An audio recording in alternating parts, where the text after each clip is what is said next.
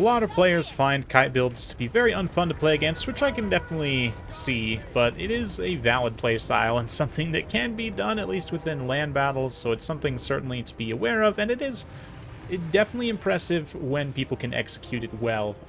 You know, it's not easy, I would say, to execute a kite to a high degree of success, especially when you're up against a good player. This one's from Ronan from the XMT clan. He's up against Strat Games, so two veteran players should be in for an absolute scrap. Some elf versus elf action as well. So let's take a look at the builds here. Strat Game coming in hot with a wide infantry rush build, which is one of the most susceptible build types to kite because he doesn't have any ranged units. He has relatively limited mobility. He does have a couple of manticores up in the sky. He's got some dark riders as well, supreme sorceress of dark magic on the dragon, and it looks like the Karens of Cain.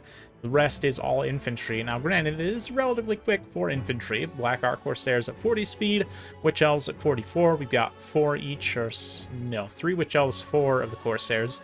Dread Spears are a bit slower, so they won't be able to catch these guys regardless, but Shadow Warriors, which is the main body of the kiting force here, and I believe there's one Shadow Walker in the center for a bit of poison and even higher damage, but lesser model count. Yeah, these guys with their 40 speed and their high damage will be able to, for the most part, outrun. The key is they've got to focus down individual targets, and helpfully the Witch Elves, while being the fastest, are also the absolute squishiest here, having no armor, only relying on their physical resistance here, which is considerable, but still will take massive damage from those accurate elven longbows. And then plenty of Reavers here, Dragon Princes as well, didn't catch them, some heavier elite cavalry, one Dragon Prince, one Silver Helm, and then over here, same thing, I believe, yeah, Dragon Prince, Silver Helm, already engaging. And this is in Ronan's message to me about these games. He said, you know, a lot of people might misconstrue or sort of misunderstand kiting to be just continually running away and shooting, whereas actively kiting, you need to be countercharging, counterpunching, creating space, you know, for those ranged units to work. Another thing I will call your attention to here is watch how Ronan's going to focus fire with his ranged units. He's not necessarily focusing them all on one target, but he does have sort of these different firing sectors, 2 here, 3 here, and those will sort of alternate throughout the different battle, but always focus firing with multiple units on a single target, and not necessarily overkilling them, right? With those accurate elven longbows, you don't want to absolutely overkill unit models, but still, the Witch Elves here, just one volley from these 3 is going to be enough to take a considerable amount of their HP down. Yeah, almost half their HP, if not more, in a single volley. So we'll continue to watch that as the game plays out here. Lyrian Reavers and Dragon Princes get a little bit of a counter charge on this far side, just again interrupting, disrupting, and breaking up that advance so that it's not all brought to bear on these ranged units at the same time. So the Dragon then countercharges in for the Supreme Sorceress. We're going to counter to the countercharge with the Life Dragon also charging in. So both players investing heavily into this engagement. Nice Soul Stealer hitting all of the High Elf Cavalry, but Terror kicks in for the Dark Elves. A few volleys also placed in there from the Shadow Warriors and Walkers, and it's a great success engagement for the High Elves, although still choosing to pull away, try and preserve resources as much as possible, which is definitely the right call, as more mobile units for the Dark Elves are reinforcing, so you don't want to face like a local superiority, right? Might as well just disengage there. And again, these infantry, which arguably should be kind of pursuing, and like these units maybe trying to flank up and around to envelop, arguably, but at the same time, again, the Shadow Walkers and Warriors focusing individual targets very efficiently. So let's see how things play out from here. We'll take a far side view, kind of from the perspective of the Supreme Sorceress here. She helps finish off some more of the Dragon Princes here. The High Elves are definitely going to be taking pretty significant losses on their mobile troops, but again, it's all about buying time and space, both of which are super important, although the edge of the map is somewhat looming here over on this side. So the High Elves are going to have to work their skirmish kind of over to the right. But, yeah, let's see here. Despite the model count difference, this balance of power is heavily in favor of the High Elves at this point. Orderous Prowess is going to kick off here. And the Corsairs trying to stay somewhat unified and help kind of defeat these mobile units for the High Elves. But even locally, they're able to, again, smash these Dread Spears. Dragon Princes are a heavy enough unit that it's going to require like the Dragon or something more substantial than just these lighter infantry units. They're not going to trade very effectively into an elite heavy cavalry like that, so we'll see. Dragon Princes are going to continue. In fact, let's zoom on over here and see if they perhaps drop a nice rear charge on this little blob. Maybe. Or maybe they'll stay focused. Looks like micro. Oh no, they are lining up certainly for a rear charge.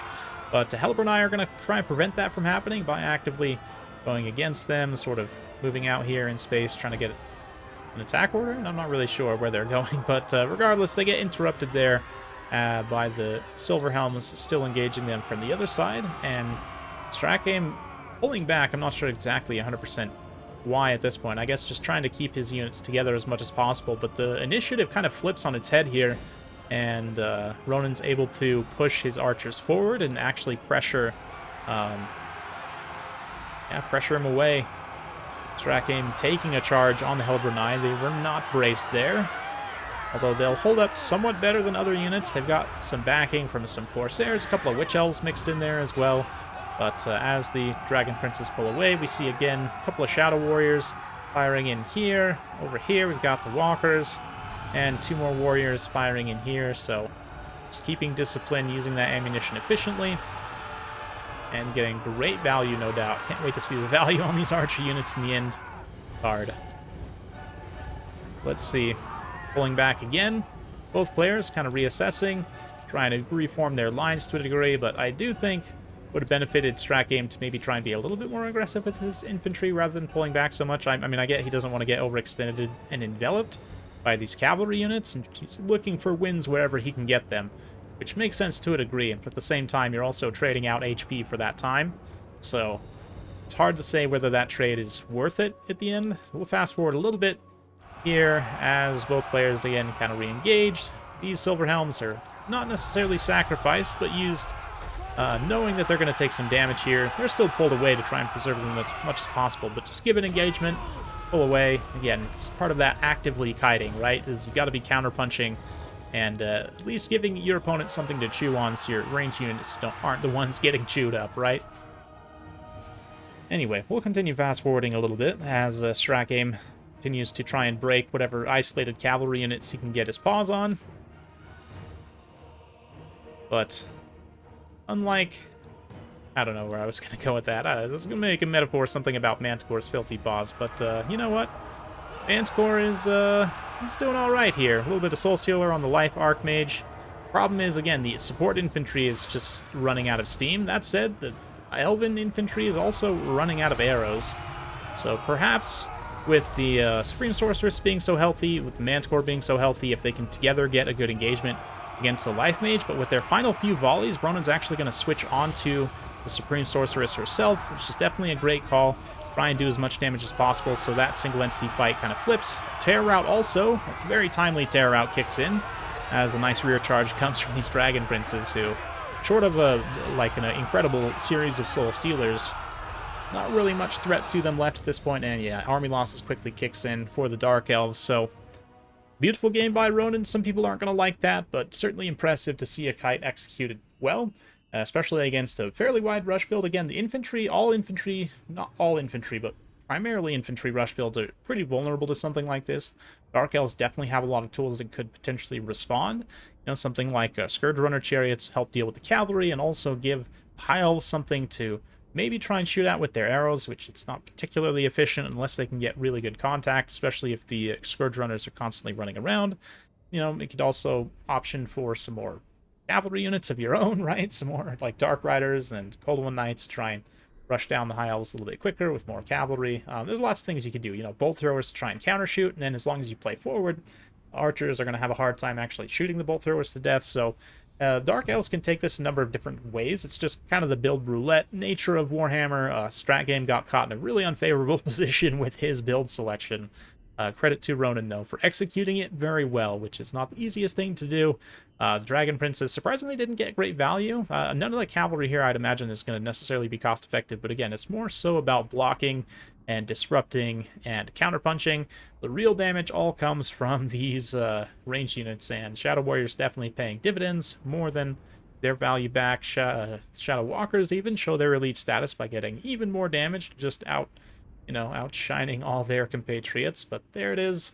For Strat Games' side, a lot of these units are going to have pretty rough gold value estimations, but credit to him, he was able to at least to deal with some of the cavalry units, but yeah, really didn't touch those archers at all. So painful experience. I've definitely been there in those painful kite games, and it's not necessarily fun to play against. I will agree with you there in many aspects, but it is something that you need to be aware of and prepared to play against potentially.